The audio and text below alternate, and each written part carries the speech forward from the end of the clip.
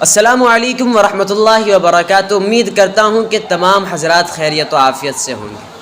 میرے بھائیو، آج کے معاشرے میں ایک بہت ہی بری عادت لوگوں میں نظر آتی ہے، خاص طور پر انڈیا کے مسلمانوں کے اندر۔ میں ہر مسلمانوں کو تو نہیں کہوں گا، لیکن بعض لوگ اس ناعقلی میں مشغول ہیں۔ وہ لوگ کر کیا رہے ہیں نا کہ اپنی بیوی جو ہے اس کے اوپر اپنا سارا غصہ اتارتے ہیں، یعنی ان کے ساتھ ظلم و زیادتی کرتے ہیں، مار پیٹ کرتے ہیں۔ میں بتاتا ہوں وہ لوگ کیسے ہوتے ہیں۔ وہ لوگ اس طریقے سے ہوتے ہیں کہ بھائی باہر نہ وہ لوگ شانت رہتے ہیں، باہر ان کی اوقات نہیں ہوتی کسی کے سامنے کسی سے لڑائی کرنے کی، کسی کے سامنے منہ کھولنے کی، لیکن ہاں وہ سارا غصہ جو ہے اپنے گھر پر اپنی بیوی کے اوپر اتار دیتے ہیں، اور یہ سوچتے ہیں کہ مجھ سے بڑا طاقتور، مجھ سے زیادہ بلشالی جو ہے اس دنیا میں کوئی نہیں ہے، میں ہی سب سے بڑا طاقتور ہوں۔ آپ یقین جانیں، آپ سے بڑا کمبخت اور نالائق اس دنیا میں کوئی نہیں ہے۔ میرے دوستو، یقین جانیں، نبی کریم صلی اللہ علیہ وسلم نے اپنے جان کے جو دشمن تھے انہیں کبھی ہلاکت کی دعا ان کے لیے نہیں کی آپ صلی اللہ علیہ وسلم نے، لیکن جو شخص اپنی بیوی کو مارتا ہے اس کے لیے نبی کریم صلی اللہ علیہ وسلم نے ہلاکت کی دعا کی، تباہ و برباد ہو جانے کی دعا کی۔ میرے بھائیو، آپ کس کو ستا رہے ہیں ذرا غور تو کیجیے۔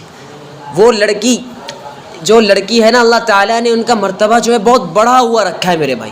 جب ایک لڑکی پیدا ہوتی ہے کسی کے گھر میں، معصوم سی بچی، تو وہ اللہ تعالیٰ کی رحمت ہوتی ہے۔ جب وہ جوان ہوتی ہے تو وہ اسلام کی شہزادی کہلاتی ہے، اور جب اس کی شادی ہو جاتی ہے تو کسی گھر کی عزت، کسی گھر کی آبرو بن جاتی ہے، اور جب وہ ماں بن جاتی ہے تو ہے کیا کہنا، اللہ تعالیٰ جو ان کا مرتبہ ہے اتنا بڑھا دیتا ہے کہ جنت ان کے قدموں کے نیچے ڈال دیتا ہے۔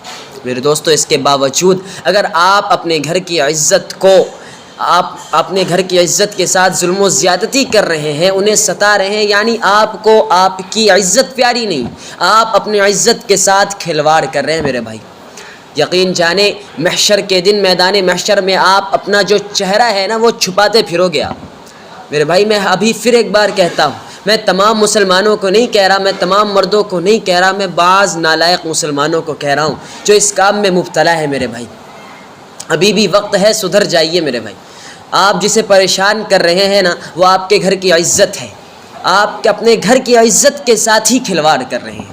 اگر میری بات سن کر آپ کے دل میں اتنی سی بھی روشنی نظر آ رہی ہے تو آپ اس کی طرف چلے جائیں، اور اگر میری بات سن کر آپ کو کچھ بھی اثر نہیں ہو رہا نا تو یقین جانیں آپ ہلاکت کے سمندر کی گہرائیوں میں بالکل کھو چکے۔ دوستو، دعا کیجئے کہ اللہ تعالی ہم سب کو اس پر عمل کرنے والا بنائے، آمین۔ وآخر دعوانا ان الحمدللہ رب العالمین۔